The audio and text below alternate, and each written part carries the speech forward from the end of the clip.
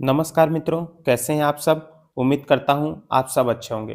दोस्तों, पिछली वीडियो में हम लोगों ने वाक्य रचना में रचना के आधार पर वाक्य के भेद पढ़ा था। तो कितने भेद थे रचना के आधार पर? 3 भेद थे।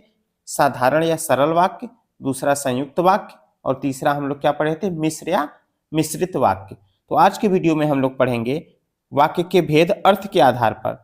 ठीक है, तो अर्थ के आधार पर कितने होते हैं? 8। उससे पहले आप लोग चैनल पे नए हैं तो चैनल को सब्सक्राइब कर लीजिए, वीडियो को लाइक कर लीजिए। आइए हम लोग शुरू करते हैं। तो अर्थ के आधार पर वाक्य 8 प्रकार के होते हैं। अर्थ के आधार पर कितने प्रकार के होते हैं? 8 प्रकार के होते हैं। आगे हम लोग देखते हैं कौन कौन से होते हैं। तो पहला, अर्थ के आधार पर पहला विधि या विधानवाचक वाक्य, दूसरा निषेधवाचक वाक्य, तीसरा आज्ञावाचक वाक्य, चौथा प्रश्नवाचक वाक्य, फिर पांचवा विस्मयवाचक वाक्य, छठवां संदेहवाचक वाक्य, सातवां इच्छावाचक वाक्य, आठवां क्या है? संकेतवाचक वाक्य। ठीक है, तो कुल कितने हुए? 8 प्रकार के वाक्य हुए। तो हम लोग एक एक करके बारी बारी से सभी वाक्यों के बारे में जानेंगे। तो पहला कौन सा वाक्य है? विधानवाचक वाक्य। तो विधानवाचक वाक्य किसे कहते हैं? तो वह वाक्य जिससे किसी प्रकार की जानकारी, ऐसा वाक्य जिससे किसी प्रकार की जानकारी या सूचना प्राप्त होती हो, वह विधानवाचक वाक्य कहलाता है। ठीक है, वह वाक्य जिससे किसी प्रकार की जानकारी प्राप्त हो अर्थात सूचना प्राप्त हो, ठीक है, तो क्या होता है? विधि या विधानवाचक वाक्य कहलाता है। जैसे हम लोग देखते हैं तो इसमें भी उसको 3 रूप में बांट के देखेंगे। एक साधारण वाक्य में विधानवाचक जो है उसको साधारण वाक्य रूप में भी देखेंगे, वो मिश्र वाक्य में भी हो सकता है अर्थ के आधार पर, और तीसरा संयुक्त वाक्य में भी हो सकता है अर्थ के आधार पर। तो अगर जो विधिवाचक वाक्य है, विधानवाचक वाक्य है, उसको साधारण वाक्य में हम लोग पढ़ेंगे तो क्या है? अभय पढ़ता है। तो इसमें क्या है?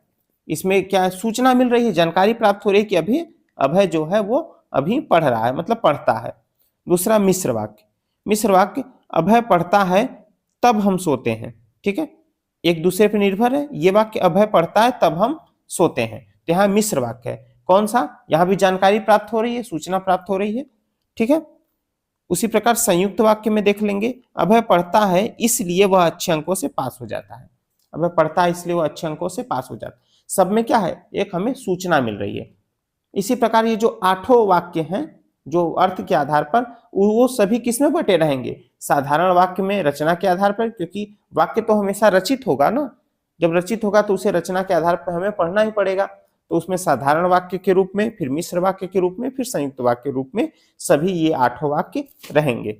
ठीक है, आगे देखते हैं निषेधवाचक वाक्य। जब निषेधवाचक वाक्य जिन वाक्यों से किसी भी प्रकार के कार्य के न होने का भाव प्रकट होता है, यहाँ है। ठीक है, किसी भी प्रकार के कार्य का नहीं होने का भाव प्रकट होता है, उसे निषेधवाचक वाक्य कहते हैं। जैसे अब जो निषेधवाचक वाक्य है वो अगर साधारण वाक्य रहे, तो साधारण वाक्य के रूप में रहे, तो राम नहीं पढ़ता है। ठीक है, इसमें क्या हो रहा है? कार्य के न होने का भाव हो रहा है, इसलिए राम नहीं पढ़ता है, ये निषेधवाचक हो गया। फिर मिश्र के रूप में, राम नहीं पढ़ता है तब वह सोने लगता है। ठीक है, निषेध हो रहा है, नकारात्मक हो रहा है, नहीं हो रहा है, कार्य के नहीं होने का भाव हो रहा है। फिर संयुक्त वाक्य, कौन सा वाक्य? संयुक्त वाक्य, राम ने पढ़ाई नहीं की इसलिए उसे अच्छे अंक नहीं प्राप्त हुए। हमेशा क्या है? नकारात्मक हो रहा है, इसलिए क्या हो गया? निषेधवाचक वाक्य। फिर आगे हम लोग देख लेते हैं आज्ञावाचक वाक्य। जो आज्ञावाचक वाक्य होता है, जिस वाक्य के द्वारा किसी प्रकार की आज्ञा दी जाती है, मतलब आदेश दिया जाता है, आज्ञा दी जाती है या प्रार्थना की जाती है, वह आज्ञावाचक वाक्य कहलाता है। जैसे साधारण वाक्य रूप में देखेंगे, अपना काम करो, आदेश दिया जा रहा है कि अपना काम करो, जो काम तुम्हें दिया गया है उसे करो, यहां भी आदेश दिया जा रहा है मिश्र वाक्य के रूप में। फिर संयुक्त वाक्य के रूप में क्या है? आराम न करो और जो काम दिया है गया है उसे करो, आदेश दिया जा रहा है, इसलिए क्या हो गया? ये आज्ञावाचक वाक्य। ठीक है, आज्ञा दिया जा रहा है। आगे हम लोग देखेंगे प्रश्नवाचक वाक्य। प्रश्नवाचक वाक्य क्या होता है? वह वाक्य जिसके द्वारा किसी प्रकार का प्रश्न किया जाता है, उसे प्रश्नवाचक वाक्य कहते हैं। जैसे अगर ये साधारण वाक्य रूप में रहेगा तो, ठीक है, मतलब ये जो प्रश्नवाचक वाक्य है, आज्ञावाचक वाक्य है, सबको हम लोग साधारण वाक्य, मिश्र वाक्य और संयुक्त वाक्य के रूप में उदाहरण से समझ रहे हैं। अगर ये साधारण वाक्य के रूप में रहे तो वह आदमी कब आया है, प्रश्नवाचक है, प्रश्न पूछ रहा है कब आया है। फिर मिश्र वाक्य, क्या तुम्हें पता है कि वह आदमी कब आया है, फिर प्रश्न पूछ रहा है। फिर संयुक्त वाक्य में वह आदमी कब आया और कब चला गया। ठीक है, आगे हम लोग देखेंगे विस्मयवाचक वाक्य। विस्मयवाचक वाक्य क्या होता है, वह वाक्य जिसके द्वारा किसी प्रकार के सुख, दुख, आश्चर्य, ठीक है, आदि की अनुभूति हो, उसे विस्मयवाचक वाक्य कहते हैं। जैसे साधारण वाक्य रूप में अगर विस्मयवाचक वाक्य है तो उसे क्या कहेंगे, वाह तुमने बहुत ही अच्छा काम किया। ठीक,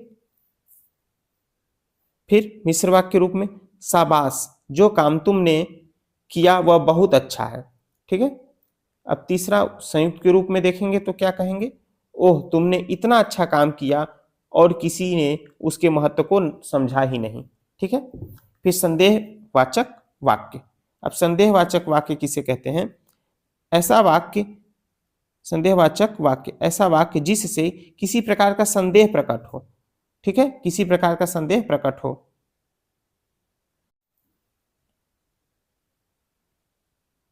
संदेहवाचक वाक्य कहलाते हैं। जैसे, ठीक है, साधारण वाक्य। अब साधारण वाक्य के रूप में देखेंगे, यह घर अभय का होगा। ठीक, यह घर अभय का होगा, इसमें संदेह व्यक्त हो रहा है कि हो भी सकता है नहीं भी हो सकता है। जो घर दिख रहा है वह श्वेता का होगा, इसमें भी संदेह है कि जो घर होगा वो किसका होगा, श्वेता का होगा।